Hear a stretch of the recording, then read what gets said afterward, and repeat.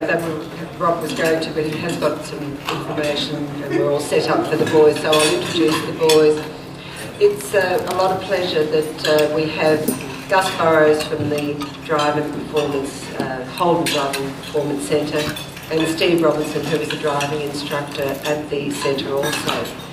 As you know, we are very, very heavily involved and committed to our driving program for our youth. And we have a lovely relationship with the centre, and it gets stronger and stronger as the time goes on. And we just thought it would be nice to have Gus, who has come on board as their public relations person, has a very, very strong background, and Gus, I'm sure, will just elaborate a little bit on that, what brought him to this stage. Very involved with V8 cars in the background, in public relations. And so we're working with Gus to improve our program, how we can deliver it more out to the schools, and just strengthening our involvement with the centre. Because, ongoing, it is a big commitment on our club with the funds that we raise to put, at this stage, about 200 Year 12 students through the course. But if we continue to do that, and hopefully increase those numbers, we certainly need a lot of help along the way. So Gus, it's my pleasure to introduce Gus and Steve, if you're going to play tag team, but just to give us an overview of where they are at the centre. So welcome, boys.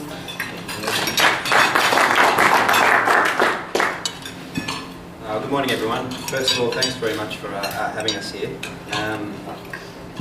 As Sue just discussed, obviously the commitment you guys produce for our driving centre is massive, and we're all here to share a common goal,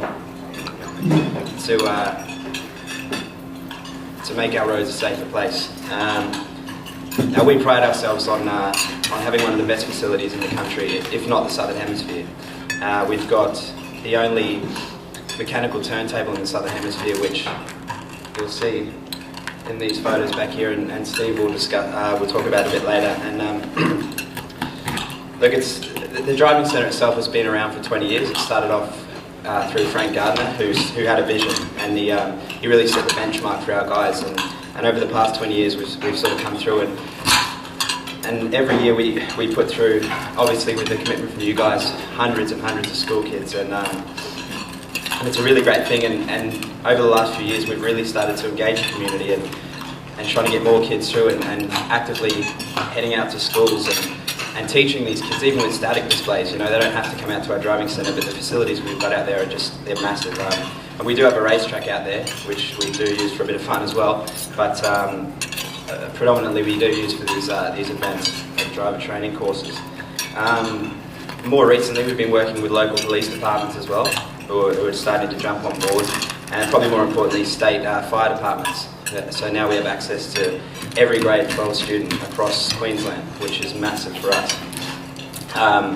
But obviously, it's a great appreciation from us for you guys for actively going out to these schools and putting all these kids through, because it means so much to us and everyone at the driving centre to make our roads a safer place. Because the statistics tell us that road casualties are slowly coming down, which is awesome, but unfortunately 40% of those fatalities are children under 25. So we see that as something that just needs to be cut right back, and that's why we teach all ages out there, but predominantly we want to approach young children and start young, get them young, and get them educated. We've also been doing a bit more recently with sort of other local community groups and sporting groups, the Gold Coast Suns and the Titans.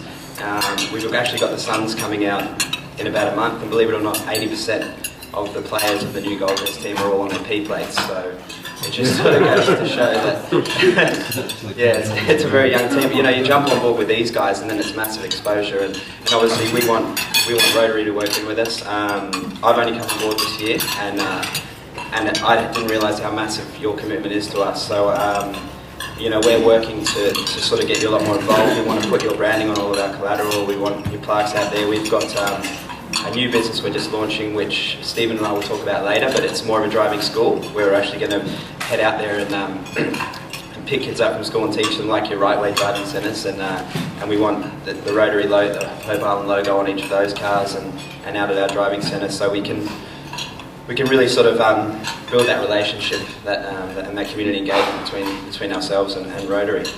And also, as Sue touched on that there, our facility is massive. We've got a 2-kilometre racing circuit, the only motorised turntable in the Southern Hemisphere. We've also got the V8 Supercar team out there, Paul Morris Motorsport, which is Russell Engel and Steve Owen. And we try and use that as well. Like, okay, they're race car driving, they go fast, but they do it in a controlled environment. And Russell's a massive advocate of safe driving, so we're getting him on board as well for a lot of these school days. And it seems to be really working because he's a prominent figure now. He's a household name, and kids really do look up to people like Russell.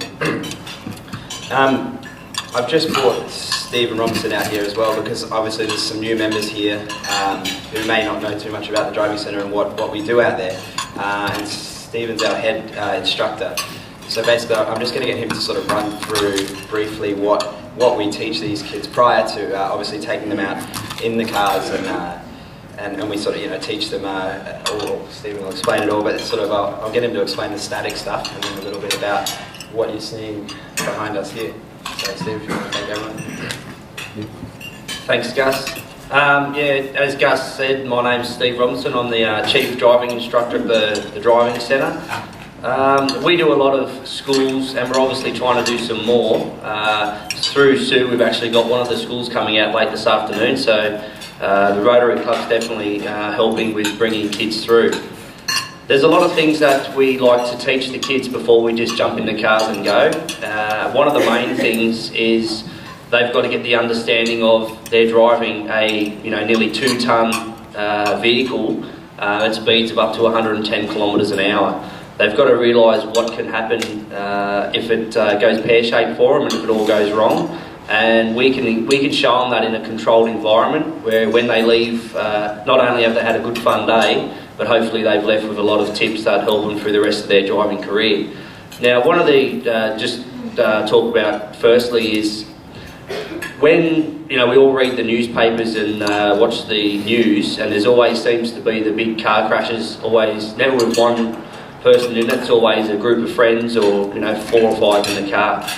When you drive a car, and we explain to the kids that you have a percentage of a chance of having a crash, if you add one more person into that car, it times the percentage by 2. If you fill the car up full of your mates, you're 5 times more likely to have a crash than you are if you're driving the car by yourself. So pretty amazing statistics, and we just drum that through to the kids at an early age to keep it nice and safe. Now I'll just quickly talk about a few of the things that the kids learn by the time they've left. We start with having an hour lecture in the morning, and we talk about stuff like balance, vision, steering, brakes, and we even go as far as going through the airbags. With the airbags, we teach the kids that they're the best thing ever invented in a motor car, but unless you know how they work, it could be the worst thing in a motor car. So an airbag comes out at over 200 kilometres an hour, and it's got a detonator behind it, so it's an explosive device. So when you see, Gus is just going to show you here, there's an airbag that's been deployed. The airbag goes up and down within a blink of an eye. It's got holes in the back of it, so as soon as it goes up, it comes down. You cannot see an airbag deploy. If you've obviously got your hands in the wrong position on the steering wheel, when that airbag deploys at 200 kilometres an hour, a lot of people have been knocked out by their own fist or arm. So another thing we talk about is, and we've all done it when we were younger, driving back from the beach. You're in the passenger seat, you've got your legs up on the dash or the legs out the side of the window. The passenger side airbag is twice the size of a driver's side, so it comes out at over 320 kilometres an hour.